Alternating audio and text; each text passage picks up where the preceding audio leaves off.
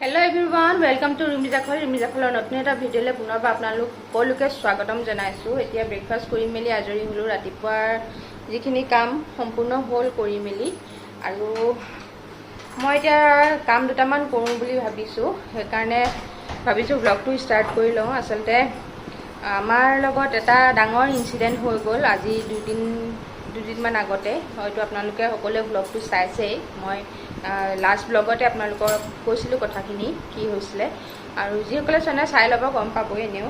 আৰু সেয়াই যে মাহঁতি মানে কি একেবাৰে অহা কথা আছিলেই ইয়ালৈ, মানে এই মাহৰ লাষ্টলৈকে মানে অহা কথা আছিলে। কিন্তু এতিয়া যিহেতু এনেকুৱা এটা ইমান ডাঙৰ এটা ইনচিডেণ্ট হৈ গ'ল, তো সেইটো কাৰণে তাত আৰু থাকি লাভ নাই। গতিকে মাহঁতি হয়তো এই সপ্তাহৰ ভিতৰতে, মানে এসপ্তাহৰ ভিতৰতেই ইয়ালৈ গুচি আহিব একেবাৰে। আৰু কি পেকিং চেকিং তাত হৈ আছে। ডাঙৰ বাহে থাকে, ডাঙৰ বা ভিনদেউ আছে, সৰু বা আৰু ভিনদেউ চাগে আজি বা কাইলৈৰ ভিতৰত যাব পেকিং কৰিবলৈ মানে কি আৰু পেকিঙৰ তেনেকুৱা বিশেষ একো বস্তু বাচিয়ে নাথাকিলে।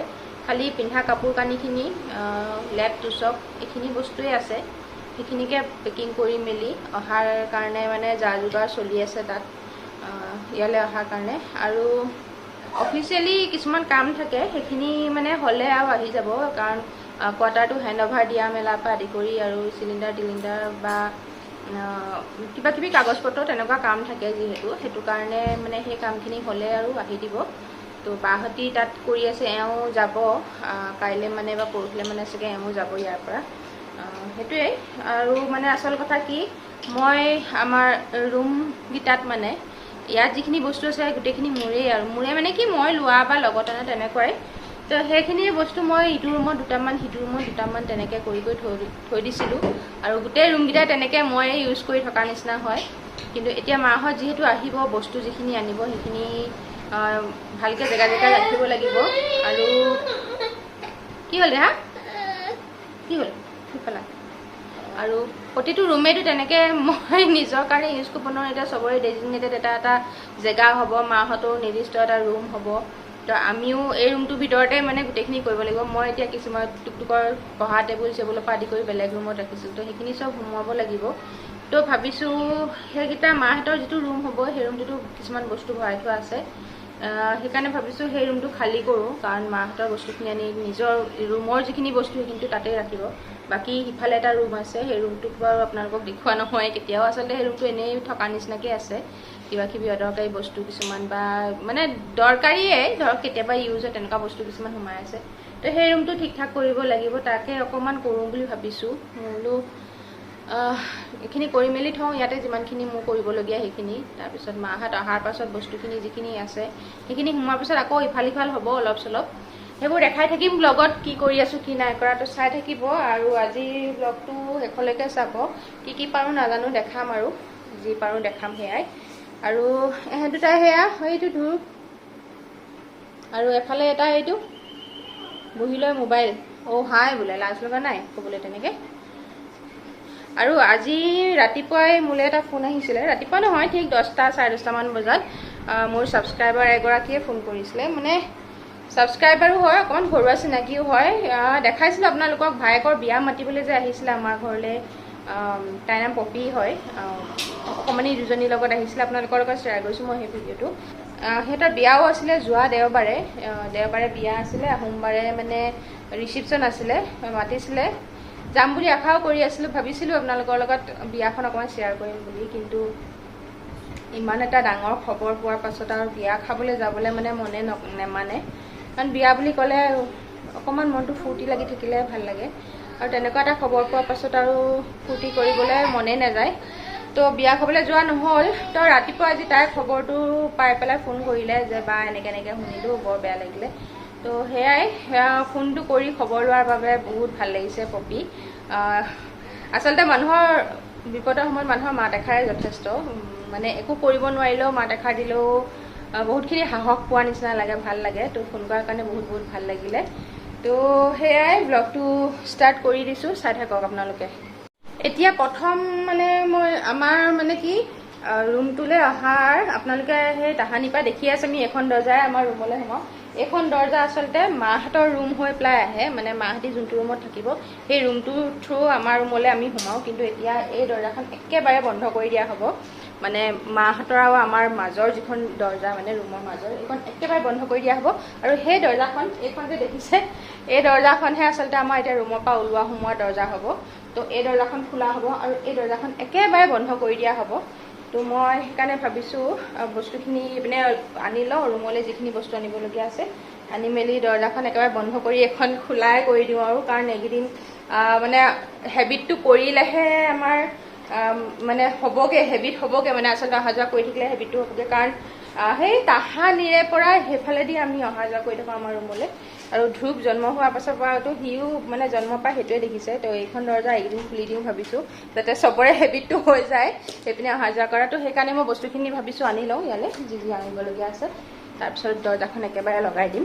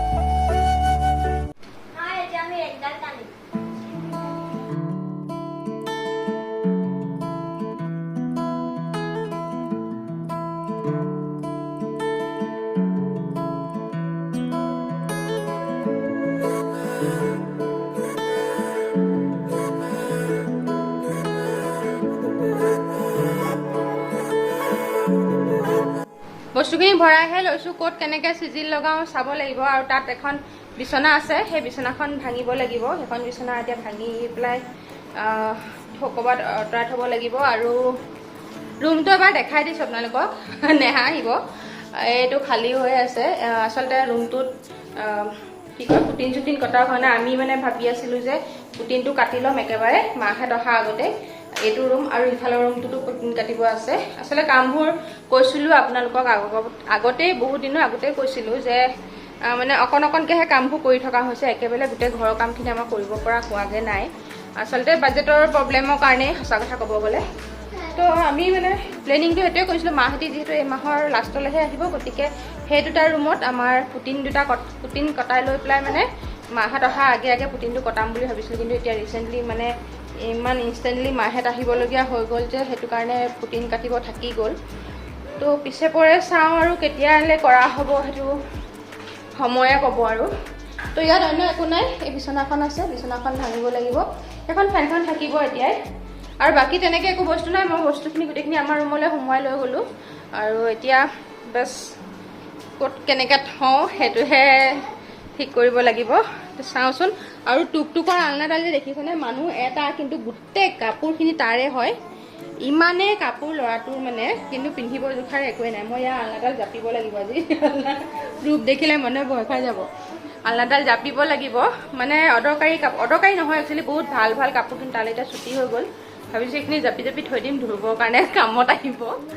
তো সেয়াই এতিয়া এইখিনি চিজিল কৰি মেলি আকৌ ভাত বনাবও লাগিব, যিহেতু 12টা বাজিছেহে অৱশ্যে। ভাতটো বনোৱাই আছে, বাকীখিনি পটককৈ বনাম, হৈ যাব। তো এইখিনিকে কৰি লওঁ কামখিনি পটাপট, চাই থাকিব। আৰু মানে কামখিনি কৰিবলৈ লোৱা দেখি দুইটাৰ যিটো এক্সাইটমেণ্ট দেখি ভালো লাগিছে। দুইটাই পূৰা মোক হেল্প কৰিছে। এই টিকলাটো আনকি হেল্প কৰিছে। তোমাৰ কাম কৰি ভাল লাগিছে নি? সেইটো টানিবও নোৱাৰে, ঠেলিবও নোৱাৰে, এনেই ধৰেগে গৈ পেলাই।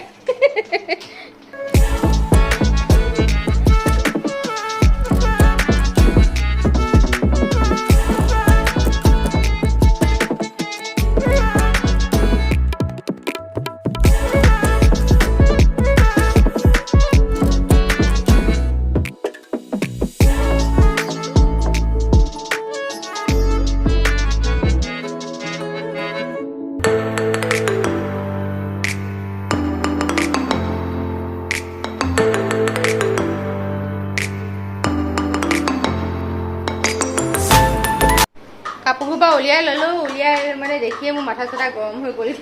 কি কৰোঁ কি নকৰোঁ। আৰু এতিয়া দুপৰীয়া 1টাই বাজিব হ'ল, ভাত বনাবও হ'ল। ভাবিছোঁ ভাত চাত বনাই আজৰি হৈ যদি পাৰোঁ পাছবেলালৈ জাপিম, নহ'লে চব এনেকৈ দমাই থৈ দিম। আজি কাইলৈহে কৰিম এইখিনি কাম। মানে ই নিপিন্ধা কাপোৰ বহুত আছে, নিপিন্ধা নহয় ঠিক, মানে ই পিন্ধিব নোৱাৰা এতিয়া সৰু সৰু কাপোৰ, সেইখিনি এক্সট্ৰা কৰি কিবা এটা টোপোলা কৰি থ'ম বুলি ভাবিছোঁ। পিছত মাহঁত আহিলে মাহঁতৰ তাত ডিভান আছে, তাতে ভৰাই থ'ব লাগিব। আৰু ই মানে ইমানেই উৎপাত কৰিছে নহয়, একদম মোক একো কাম কৰিব দিয়া নাই, বদমাচি সেইটো। কোৱা ভাতকেইটা বনাই লওঁগৈ, তাৰপাছত পিছৰ কথা এইবোৰ হৈ থাকিব। তো এতিয়া আমাৰ দৰ্জা এখন এনেকৈ খোলা হ'ব, খোলা চাওঁ দেখা আঁতৰি দিয়া, এখন এনেকৈ খোলা হ'ব ৰুমৰ পৰা। এইটো ফ্ৰণ্টৰ ৰুমটো, এই যে পৰ্দাখন দেখি থাকে আপোনালোকে, সেইখন দৰ্জা এতিয়া খোলা হ'ব। তো সেয়াই চিম্পুলকৈ মাছৰ জোল এখন বনাইছোঁ। এইটো মাছ সেইদিনাখন দেউতাই বৰশী টোপাইছিলে, তেতিয়া পাইছিলে শিঙি মাছ, বহুত ডাঙৰ হয়। থৈ দিয়া, আজি বোলো বনাই পেলাওঁ, একদম চিম্পুলকৈ বনাম। ইয়াতে পিঁয়াজ আদা নহৰু এইখিনি ভাজি ল'লোঁ তেলত, মাছটো অকণমানকৈ ফ্ৰাই কৰি ল'লোঁ। আৰু এতিয়া আলু দিছোঁ, আলু অকণ সৰহকৈ দিছোঁ, কাৰণ টুক টুক জোক দুটাই খাব, এয়াৰে জোল। আৰু আমিও এয়াই খাম আচলতে, আজি মই বেলেগ একো কৰি নাথাকোঁ, এখনীয়াই কৰি পেলাইছোঁ চবৰ কাৰণে। আৰু এতিয়া ইয়াতে জোখমতে নিমখ হালধি দিম, ভালদৰে আলুখিনি ফ্ৰাই কৰি ল'ম। আৰু ধুনীয়াকৈ ফ্ৰাই হোৱাৰ পাছত এতিয়া ইয়াতে মই এগিলাচ ডাঙৰ গিলাচেৰে পানী দি দিছোঁ। এইখিনি উতলি আলুখিনি একেবাৰে সম্পূৰ্ণ সিজালৈকে ৰাখি দিম। আৰু এয়া আলু পূৰা সিজি গ'ল, সিজি যোৱাৰ পিছত মই অলপ ভাঙি দিলোঁ। আৰু এতিয়া তাৰপিছত আৰু এগিলাচ মই পানী দি দিলোঁ, আৰু পানীখিনি উতলিবলৈ দিছিলোঁ। এতিয়া উতলিলে, উতলাৰ পাছতে মই এতিয়া মাছ দি দিম, আৰু মাছটো দিয়াৰ পাছত 5 মিনিটমান সময় উতলিবলৈ দিম, আৰু ৰেডি হৈ যাব। একেবাৰে ইজি চিম্পল, কিন্তু বহুত বেছি হেল্ডি মাছৰ জোল। আৰু লগত আছে ৰঙালাও ভাজি। সেয়াৰে হ'ব আজি দুপৰীয়া খানা। দুপৰীয়া ভাত পানী খাই উঠি ধ্ৰুৱক খুৱাই ল'লোঁ, তাৰপিছত ভাবিলোঁ টুকটুকৰ আলনাডাল জাপি পেলাওঁ। যিখিনি পিন্ধিব নোৱাৰা কাপোৰ সেইখিনি এক্সট্ৰা কৰি দিলোঁ, আৰু যিখিনি সি বৰ্তমান পিন্ধিব পাৰে সেই কাপোৰখিনি ভাবিছোঁ আলনাডালত জাপি দিওঁ। আৰু আলনাডাল থ'লোঁ আমাৰ বিচনাৰ ফালে থকা খিৰিকীখনৰ সেইখিনিতেই, কিন্তু জেগাডোখৰ মোৰ পচন্দ লগা নাই। হয়তো মই এইটো ৰুমত নাৰাখিম চাগে, বেলেগ ৰুমলৈ শ্বিফ্ট কৰিম, মানে ছাইডত আৰু এটা ৰুম আছে কৈছিলোঁ, তালৈ চাগে দিম, ঠিক নাই আৰু সময়ত দেখা যাব।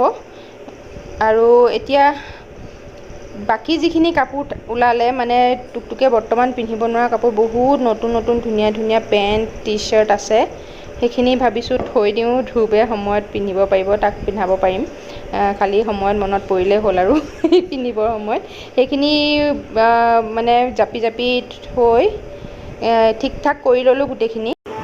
আৰু এই মোনাটোত যিখিনি আছে চব টি চাৰ্ট হয়, মানে বেছিভাগেই হাত চুটি হয়, 2-4টামান আছে হাত দীঘল। আৰু এই দেখিছেনে কিমান গাল ওলাইছে, মানে মই দেখিয়ে মাথা ঘূৰাই গৈছেগৈ, ইমানেই কাপোৰ আছে নহয়, কিন্তু চব সি এতিয়া পিন্ধিব নোৱাৰা হ'ল। আৰু সেই মোনাটোত অকল টি চাৰ্টে থৈছোঁ, আৰু এই মোনাটোত অকল পেণ্ট থ'ম, হাফ পেণ্ট লং পেণ্ট যি ওলাইছে, মানে সি পিন্ধিব নোৱাৰা পেণ্ট সেইখিনি মানে ভাগে ভাগে থ'লে বিচাৰিবলৈ আচলতে সুবিধা হ'ব, সেইবুলি ভাবিয়ে তেনেকৈ থৈ দিছোঁ। আৰু এইখিনি সামৰি সুতি হোৱাৰ পাছত আজি আৰু কাম সামৰিম, আৰু একো নকৰোঁ, কৰিবলৈ মন যোৱা নাইগৈ আৰু এইখিনিতে মই ভাবিছোঁ ব্লগটো শেষ কৰি দিওঁ। শেষলৈকে চাই থকাৰ বাবে বহুত বহুত ধন্যবাদ। আৰু আচলতে এইকেইদিন ঘৰত চেঞ্জেছ হৈয়ে থাকিব, ইটো সিটো, মাহঁত অহাৰ পাছতো বহুত হ'ব, অহাৰ আগতো কিবা কিবি হৈ থাকিব, গতিকে ব্লগবোৰ কণ্টিনিউ কৰি থাকিব আপোনালোকে। শেষলৈকে চাই থকাৰ বাবে পুনৰবাৰ ধন্যবাদ জনাইছোঁ। নতুন এটা ব্লগত পুনৰ লগ পাম। আজিলৈ আহিছোঁ তেন্তে, নমস্কাৰ।